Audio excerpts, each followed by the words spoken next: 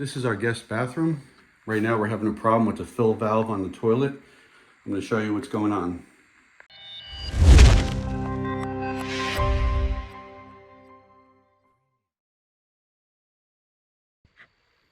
So this piece on the left is the fill valve, and sometimes it's getting stuck open and water just keeps pouring down here, one time overnight, and sometimes it just gets closed and it will not put water into the tank. So we are going to replace that with this Fluid Master 400, which is the most popular one out there. And once we replace it once, we'll be able to put a new one on when we need it without even taking the water out of the tank. All right, so let's get started. So the first thing we're going to do is shut off the water. And then we're going to have to take out that nut right there, which is going to allow us to take out the fill valve.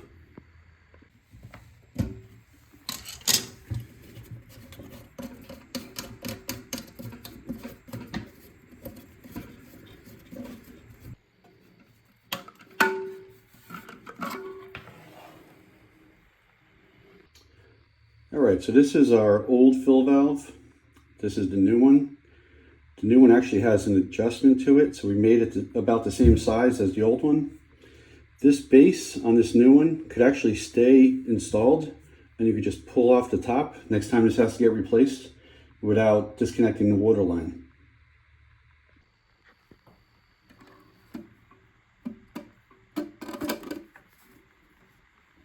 All right, we just set that in there like that. We install the water line.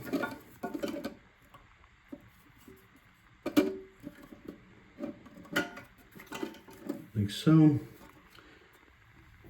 then on the bottom of the tank, we're just going to put this nut on, install the water line, and turn the water on.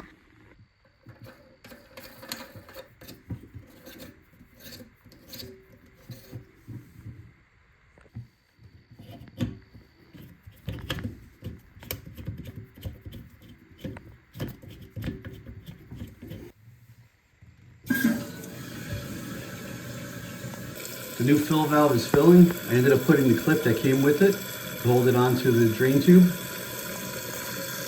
And now you can see it actually has adjustments for the bowl level and for the tank level.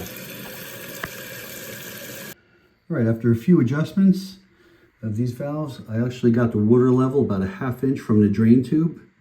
And that is it. This install is complete. Again, this is the fill valve we used, Performax 400H-002. This is only about $18, can be found just about anywhere. All right, so thanks for watching, and please subscribe.